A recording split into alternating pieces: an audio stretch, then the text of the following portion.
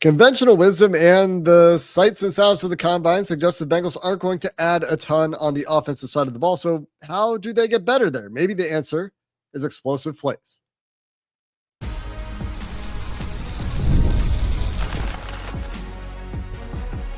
You are Locked On Bengals, your daily Cincinnati Bengals podcast.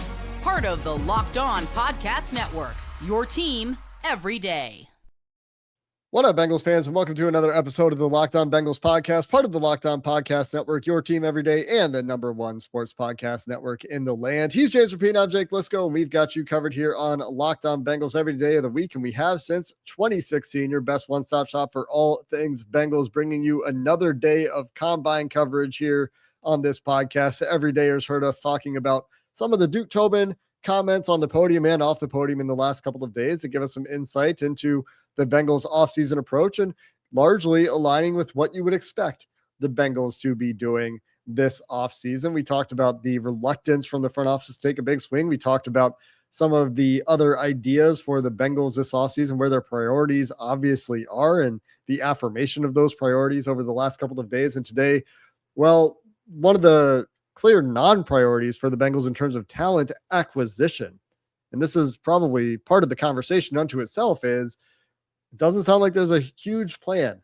to add a whole lot on the offensive side of the ball. Zach Taylor sounding pretty happy with the personnel on that side of the ball. And you talked a couple of days ago, James, I think, about a Duke Tobin quote from his Cincinnati media availability in January, suggesting that, well, maybe Dalton Reisner is certainly a priority, something they are expecting to get done perhaps in some regard. But if they're not considering heavily adding offensive personnel, and we've talked a little bit about running back, we've talked a little bit about wide receiver 3, we've talked a little bit about tight end. Well, they have these really good players, right? Chase Brown, potential extension candidate, but Joe Burrow, Tee Higgins, Jamar Chase leading the way for this offense.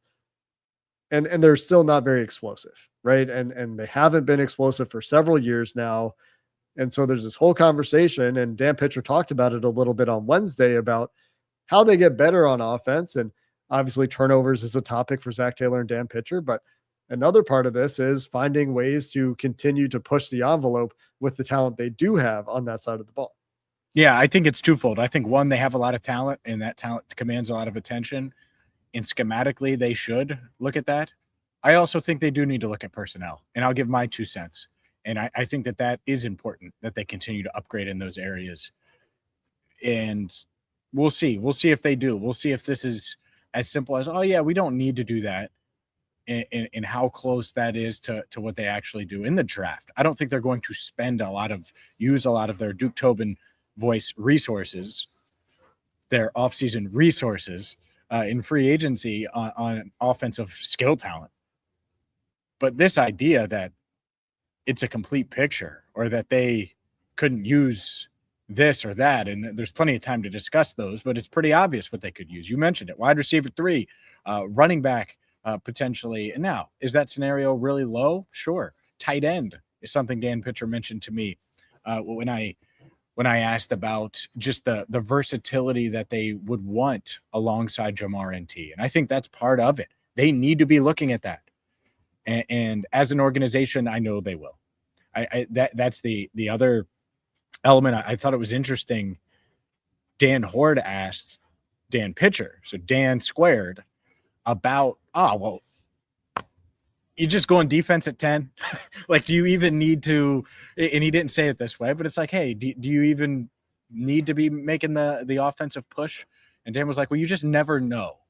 You always have to be prepared. And so do I think that Dan is expecting to get a first round offensive weapon this year? No. But that doesn't mean that they're not going to add something. And they should. But to your point, I think right now they're really looking at their offense and saying, all right, how can we get more out of our guys? How can we do a little bit more schematically to make life maybe easier on Joe Burrow, but also make us more explosive? Get Jamar open downfield, get T open downfield, put these guys in a position to win. And I think that's a huge part of what they're looking at coaching staff-wise right now on offense. Yeah, they have to figure out what they do well and the things that are working. And Dan Pitcher talked about this. They're going to do the things that work well. What Joe Burrow is really good at, well, they should do those things. What Tee Higgins and Jamar Chase are really good at, they should do those things. And it just so happens that some of that stuff aligns and it's not very sexy or in vogue in the NFL. I think I talked about it this week, or maybe it was last week.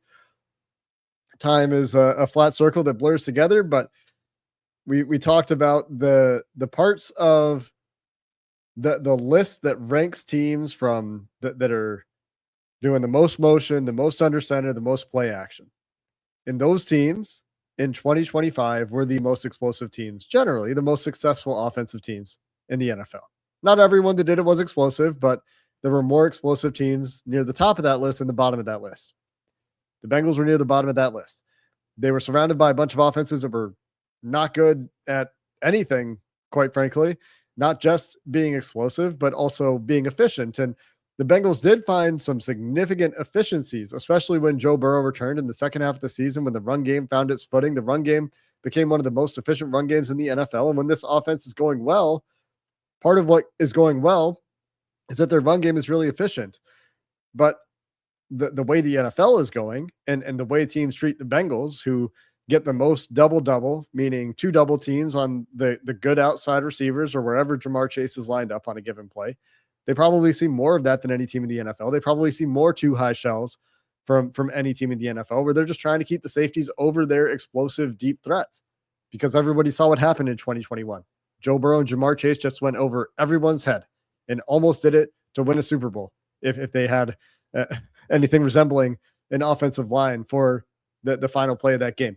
Could have been a game-winning play, right? So they don't really get those opportunities as much anymore, so they need to find other ways to be explosive. And a big way that teams are doing that is, one, in the running game, they're finding explosive runs to punish those two high shells, and two, with play action and all these play action crossers, we talk about them all the time, that the Bengals don't really get to.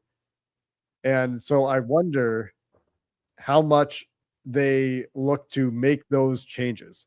How far do they go along that spectrum? Because it's been something we've been talking about for years, James, is the idea of more of an under center focus, Joe Burrow's comfort with playing under center, Joe Burrow's comfort with turning his back to the defense and all these things. It's something that they have to be looking at because it's such a trend around the NFL. They're not blind. They see it. They see the way Seattle's generating explosives, the way the Rams are generating explosives, right?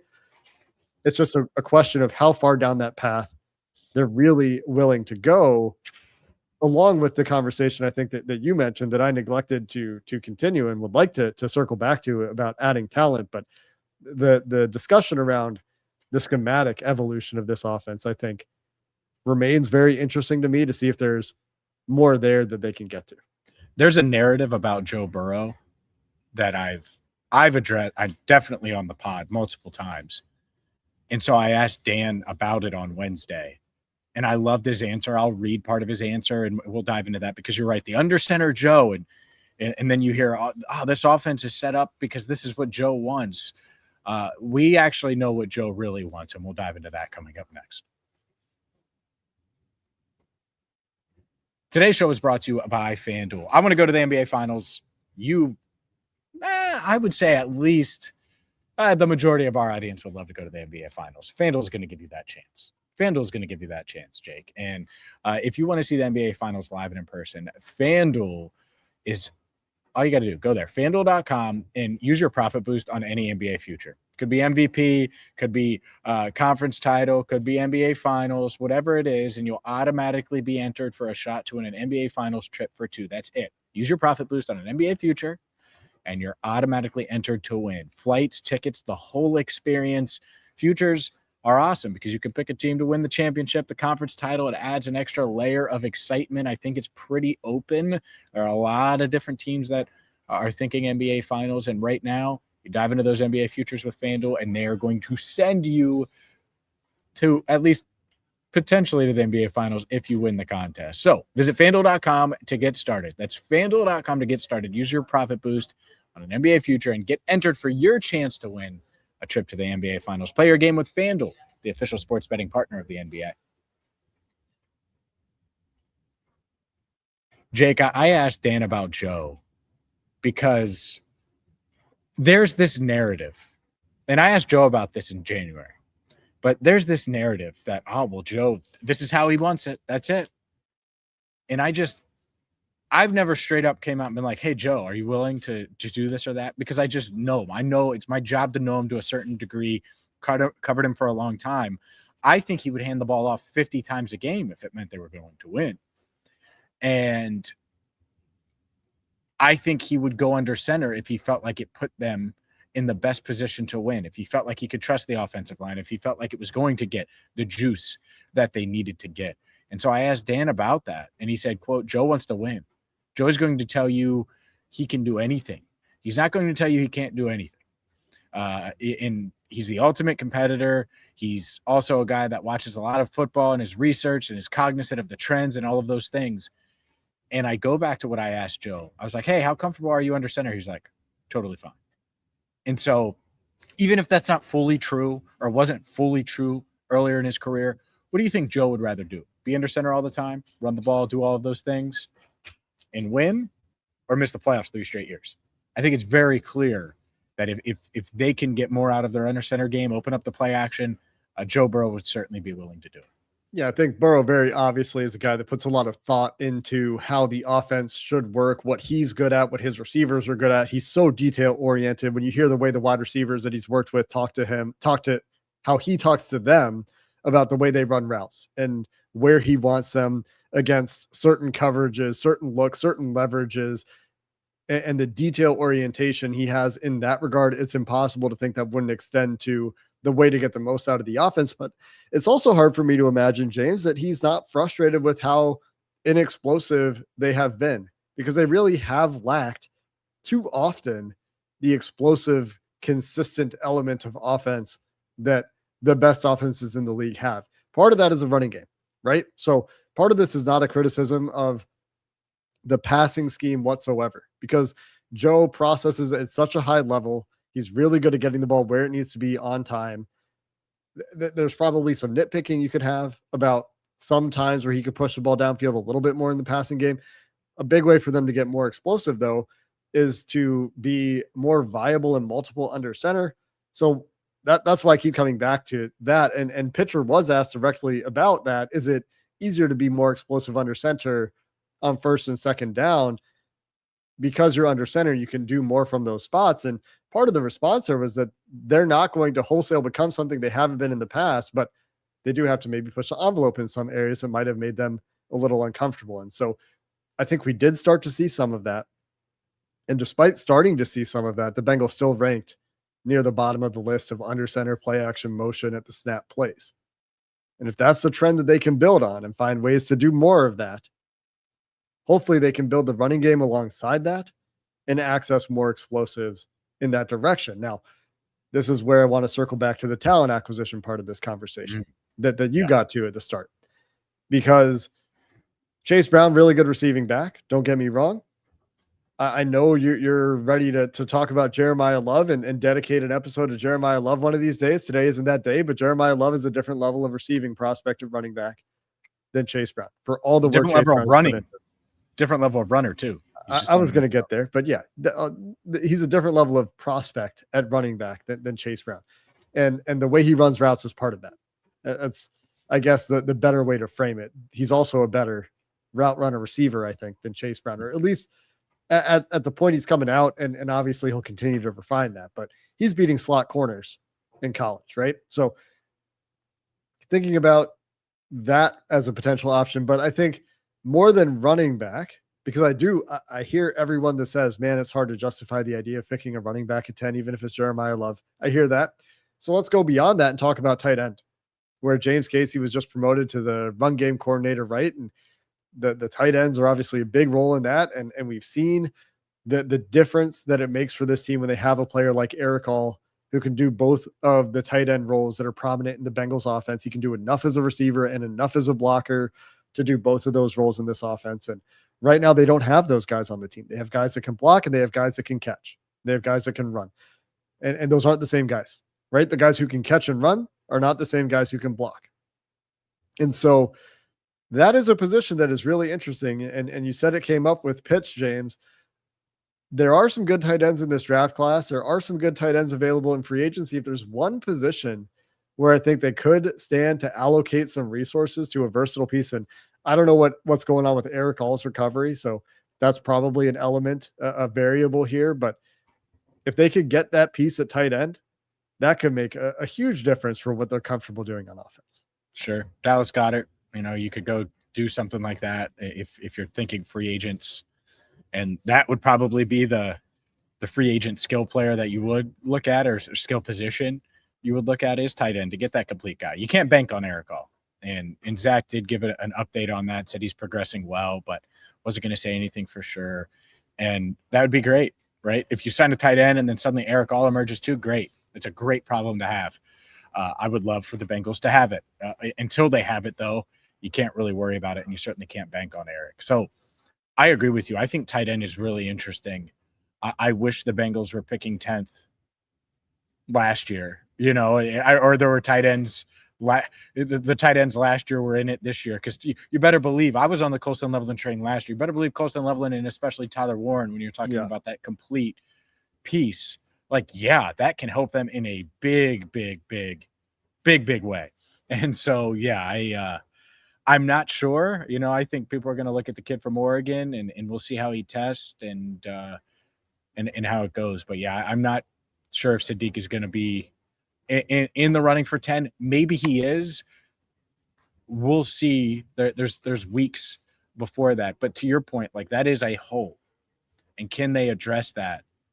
That is a way for this. And we saw a little bit of it with Eric All, who's, I'd say, a fine pass catcher. He's not as refined as some of the guys that we just named, and is a willing blocker, has the desire to block, but it's not like he's George Kittle, and but can do both, and that helped the Bengals offense a lot. So can they find that? I would love it, and there's a reason why you've heard me talk about tight end the past couple of years, because that is an element that they could potentially bolster, and in an element of their offense they could add. Maybe it isn't free agency. Maybe that's something we're sleeping on. I've been thinking about Charlie Kohler, just to throw a name out there that isn't a huge name, but Sure. A guy that can do both things. I've been thinking about every time I've gone through there's what's that website? There's a one off-season simulator that lets you do everything. I've gone through it a couple of times, and sorry that I don't remember the name. I would love to shout it out. But I've ended up signing Charlie Kohler in a lot of those scenarios, just as a piece that I think, if you're looking for an offensive player who's not Dalton Reisner for this team to go after, that's one that, not breaking the bank kind of thing. But beyond that, we've talked about tight end the last few years in the draft, because there've been some pretty good tight end draft classes with some star power in them, right? A couple years in a row, there's been some serious star power at tight end in the draft and in the first round. I think that the depth at tight end in this class is really interesting. There's a number of guys day 2, day 3 that I think are interesting tight end prospects, even beyond Kenyon Sadiq and the Ohio State kid. Max Clare is going to be one of them that we'll get into as we get much closer to the draft and we start talking about some of these guys. But a number of guys that have stood out to me, at least so far, thinking about tight ends up and down this draft class, that maybe the Bengals go that way this year. We know they've wanted to in the past, and they've only managed to spend one draft pick on a tight end, despite having some interest in the position for what feels like forever. Tanner McLaughlin, don't forget about him. Come on now, don't forget about Tanner. Oh my gosh, you forgot about Tanner. I'm just kidding. Pretty easy to do. It was a dumb pick at the time, and looks even worse now. But we'll continue with explosive plays. This Bengals offense should be explosive, Jake. They should be explosive. It annoys me that we have this conversation. Oh, the offense is set, and then it's like, yeah, well, can we be more explosive? Well, they should be more explosive. We'll continue the conversation coming up next. Today's show is brought to you by 5 Hour Energy. It's Combine Week, which means, well, there's not time for much sleep. I got to be honest. Well, 5 Hour Energy is helping me this week at the NFL Combine, and it's draft time for 5 Hour Energy. The 5 Hour Energy flavor draft with over 18 different flavors to choose from. Everyone knows, if you listen, that I love cherry, but there's something for everyone. Fruity rainbow, grape, berry, strawberry banana, Hawaiian breeze, sour apple, so many different flavors. 5 Hour Energy shots give you a boost with 0 sugar, and they have a lot of different innovations planned when it comes to their flavors. So check out one of them today. I can't wait to the next one I'm trying, Jake, is the sour apple. I love sour stuff. Can't wait to try it. Find your new favorite flavor of 5-Hour Energy shots available online right now at 5hourenergy.com or Amazon. I got a stat for you, James. Explosive All right. play margin. Oh. This is an article from The Athletic. This is Jacob Robinson, January 30th, 2026. If you want to go read the article, the top teams in the NFL in explosive play margin in 2025. I'm sure you can guess who they are. The Seattle Seahawks, the New England Patriots, the Los Angeles Rams, and the Denver Broncos. The top teams in the NFL in explosive play margin. 2 of those among the top in the NFL in offensive. I think 3 of those actually in offensive explosive plays per game. Even the Broncos, I think we're up there in explosive plays per game with Bo Nix playing quarterback. And obviously they took a step back in the playoffs without Bo Nix. So not to besmirch the name of Bo Nix too much, but the Patriots, Rams, Seahawks, and the Packers, who are also up there on this list, really good in terms of generating explosive plays. And on the other side, in a conversation for Al Golden's comments at the combine, the Bengals do have to be better at stopping explosive plays as well. But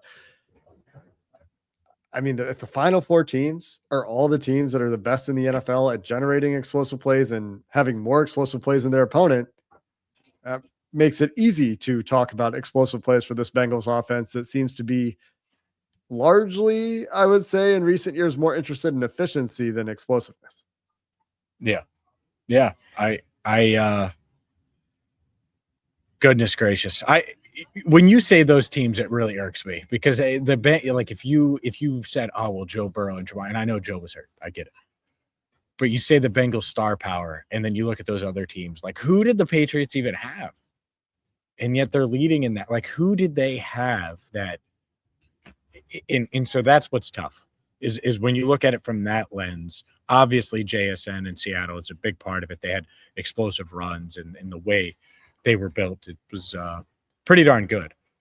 But man, it as you were saying that, I'm like, that's ridiculous. Like the competitor in me is like, what the hell are you guys doing? Look at what you have. And so you have to find a way to be on that list. And the other thing explosive plays do, and we saw it in 2021, they hide your flaws. You could be a flawed team. They were a flawed offense. That offensive line, they couldn't run the ball when they needed to. They weren't great, but guess what? They generated explosive plays, generated big plays, and it helped them get through.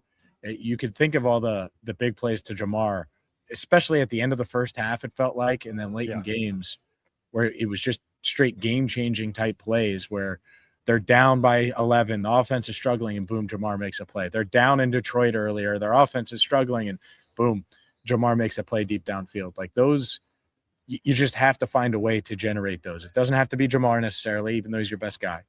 But you need to find a way to generate more of those, because then if you have a mishap, but then it's followed up by an explosive play, it's going to help hide some of those flaws. And they're going to be flawed. They're not going to be a perfect roster when they take the field week 1. But it should be much better than they've been. And explosive plays is going to help hide any flaws that they have.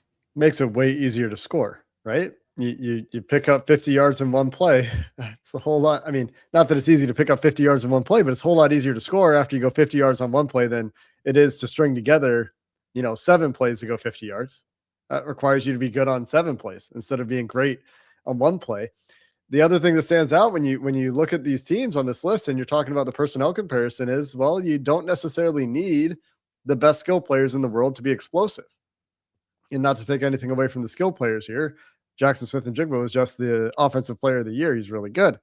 And the Rams, Puka Nacua, Devontae Adams, like they've put together some skill guys there. Their tight ends are viable pass catchers as well. The Packers are getting by with Jordan Love. There's not a whole bunch of real elite skill players doing it for the Packers, especially after Tucker Kraft went down. Obviously, the same is true for the Patriots. Everyone loves to talk about how Drake May had no one to throw to. And I would say that the Broncos have good, not great skill players, right? So that takes you back to scheme. And that's why it comes back to digging into Dan Pitcher's comments about finding ways to tweak the offense and figuring out how to balance the things that they know they do well, that they've been doing well, and marrying those with the concepts that can make them more explosive. Because I do really think that is such a big challenge for this coaching staff and this offense this offseason. I like the offensive personnel. I like the offensive coaching staff, but that's the challenge, right? On defense, the challenge is very obvious. On offense, it's not only stay healthy, but it's also like, let's figure out how to kick this thing up a notch and not just be efficient. Let's be explosive too, and then see where that lands you, because that will cause your team to take strides in ways that we haven't seen from them in too long. It will. Yeah, it will in a big way. I hope they had talent. Need some talent. Need a little more talent there. Talent doesn't hurt. And at the same time, the scheme needs to improve. I think it's big that they kept Dan Pitcher, by the way, part of our conversation with him, which is already out. I posted it everywhere on my channel, and Cincinnati Bengals Talking Everywhere, is him not getting a head coaching job, him not leaving for an offensive coordinator job. Like there's nuggets there that I think we'll get into, but he's really focused. After a few questions, he was like, no, let's focus on the Bengals now. That's what I'm focused on. It was a weird month, but let's roll. And yeah, I think it's big that they kept him, and I think he makes them better. And hopefully they can find that extra page, extra 2 pages, extra 5 pages for this offense to take it to another level. Man, you know how you've been sick of talking about like the offensive line for years, or like whatever the thing is? I'm sick of talking about explosive plays. I think agree. You probably are too. Like, yeah. But they should be good at it. They have the guys to be good at it. Let's just see this team figure it out. That's the challenge for this offseason on the offensive side of the ball, and getting Dalton Reisner back. I think that's another one that shouldn't be too challenging. Should take care of that one early. That should be an easy one to check off the list. But that's going to do it here for this episode of the Locked On Bengals podcast. Until next time, thanks for listening. Hoo day, and have a good one.